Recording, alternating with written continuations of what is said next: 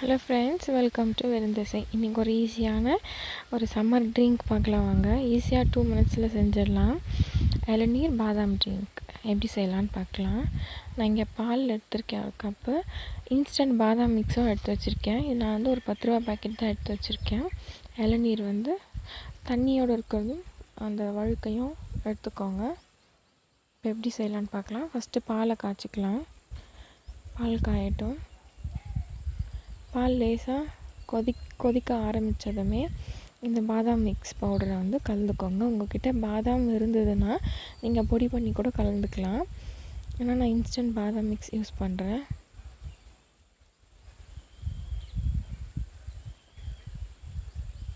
இது நல்லா கொதிச்சதுன்னா கொஞ்சம் திக்காயிடும். கலர் பாருங்கள், ரொம்ப நல்லா இருக்குது. அதனால தான் நான் இன்ஸ்டன்ட் பாதாம் மிக்ஸ் சேர்த்துக்கிட்டேன்.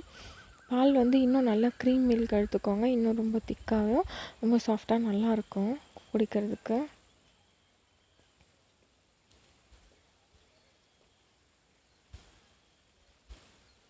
இப்போ பால் நல்லா கொதிச்சிடுச்சு. நான் இதை எடுத்து ஃப்ரிட்ஜில் வச்சிட போகிறேன். கொஞ்ச நேரம் இந்த பால் வந்து சில்லுன்னு ஆகட்டும். நான் ஃப்ரிட்ஜில் வச்சுட்டு வந்துடுறேன். இப்போது ஒரு மிக்ஸி ஜாரில் நான் தேங்காயோட வழுக்கையை மட்டும் எடுத்து சேர்த்துருக்கேன்.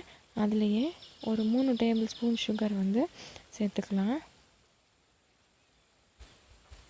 இப்போது இது ரெண்டுத்தையும் சேர்த்து நான் இளநீர் விட்டு அரைச்சிக்க போகிறேன். இதில் தண்ணி சேர்க்க வேண்டாம், இளநீரை விட்டு அரைச்சிக்கோங்க, ரொம்ப டேஸ்ட்டாக இருக்கும். இப்போ இதை அரைச்சிட்டு வந்துடுறேன். இப்போ பாருங்கள், நான் அரைச்சிட்டு வந்துட்டேன். அப்புறம் பாதாம் வந்து ஃப்ரிட்ஜில் வச்சு தான் நான் எடுத்துகிட்டு வந்துட்டேன். இப்போ தேங்காய் வழுக்க வந்து நான் கொஞ்சம் தனியாக எடுத்து வச்சுருக்கேன். அதை அப்படியே சேர்த்துக்கலாம். அது வாயில் கடிப்படும் போது ரொம்பவே டேஸ்ட்டாக இருக்கும்.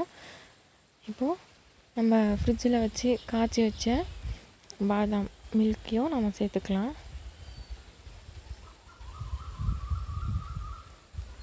இப்போ நம்ம வழுக்கையும் இளநீரையும் சேர்த்து அரைச்ச ஜூஸையும் வந்து இதில் கலந்துக்கலாம். ரெண்டுமே சேரும் போது ரொம்பவே டேஸ்ட்டாக இருக்கும்.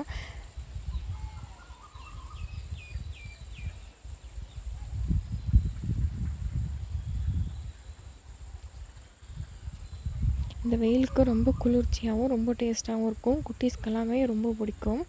மீதம் இருக்கிற நான் இளநீர் வழுக்கையை மேலே போட்டுக்க போகிறேன்.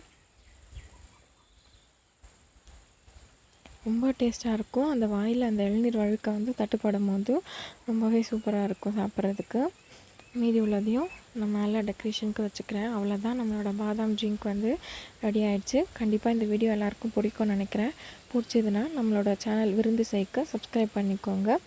உங்களை அடுத்த வீடியோவில் நான் சந்திக்கிறேன்.